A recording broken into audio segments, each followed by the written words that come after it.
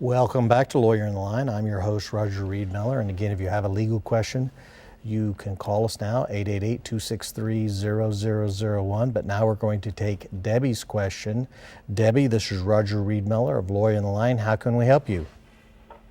I just have actually a couple of questions. Back in March, when we had all the ice and snow, I had slipped on the sidewalk here where I live, and I injured my shoulder and my left hip, and ended up with some numbness and pain in my feet and legs, and trying to get through that and deal with that.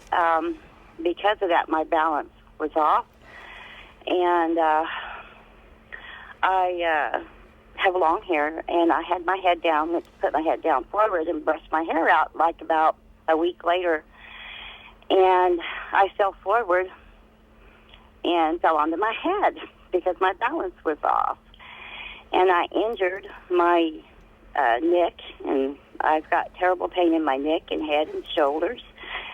And I guess my question is, Tuesday they're trying to work me into a pain management, and I've got a lot of pain in my head, my arms, and my back, and I'm just wondering, is he responsible for both falls since he left and did not put the salt down that he's responsible for putting down?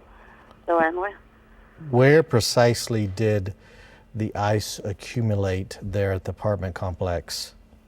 Well, I live in a second-floor apartment, and I had gone downstairs onto the pavement and slipped on the pavement. Okay, and how long had it been since it stopped raining or sleeting or icing? The night before, it had quit. No, it did some periodically through the night. What time of the day? He had been laying out that salt before he would leave, but that night he didn't. Okay, and what time of the day was it that you came across this ice and fell? It was at 5:30 in the morning. I was walking over to take care of a friend of mine who was ill in the apartment complex. Was it still precipitating at that time? No, it wasn't. And Okay. when I looked at the sidewalk, all of the sidewalk area appeared to be clear. And unfortunately, what I stepped onto was black ice on the pavement. Okay.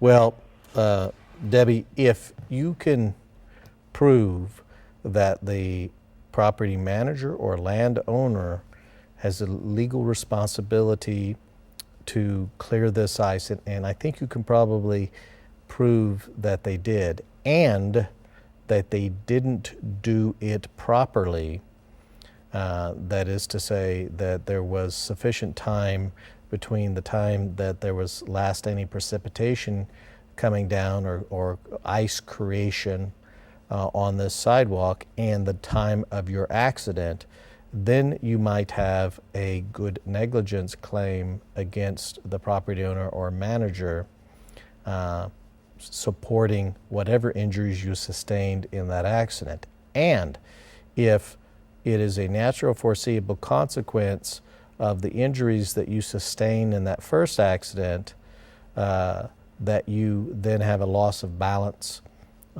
and suffer another accident or injury, they can be held responsible for that. That's a trickier problem, though, because we would have to look at just exactly what caused the second incident and make sure that it wasn't actually a separate supervening or intervening incident or tort that actually caused this.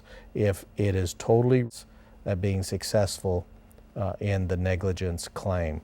There's a lot more here, Debbie, than just a simple slip and fall to be evaluated. You need to have the weather evaluated that night. You need to have a clear timeline as to when it last precipitated, when you were out there. Did the manager have a chance to clear the sidewalk? If they didn't, I'm a little bit concerned about the 5:30 a.m. thing. That's awful early in the morning, and most likely the sun hasn't risen so there's no natural warming going on and so forth. Whether or not, the question is whether or not the landlord had an opportunity to get out there before your accident and have this taken care of. It's a fact question that needs to be thoroughly evaluated, and you really ought to have that evaluated by a lawyer. Okay? I appreciate it, Debbie. Thank you for the phone call. And when I say it's a fact question, there are multiple fact questions there that need to be evaluated in any slip and fall.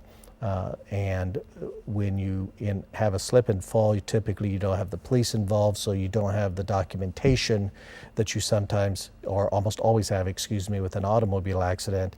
And so you have another problem there. You need to get that documentation put together, kind of like a substitute for that police report. And it takes a lot of work to prove that particular type of situation.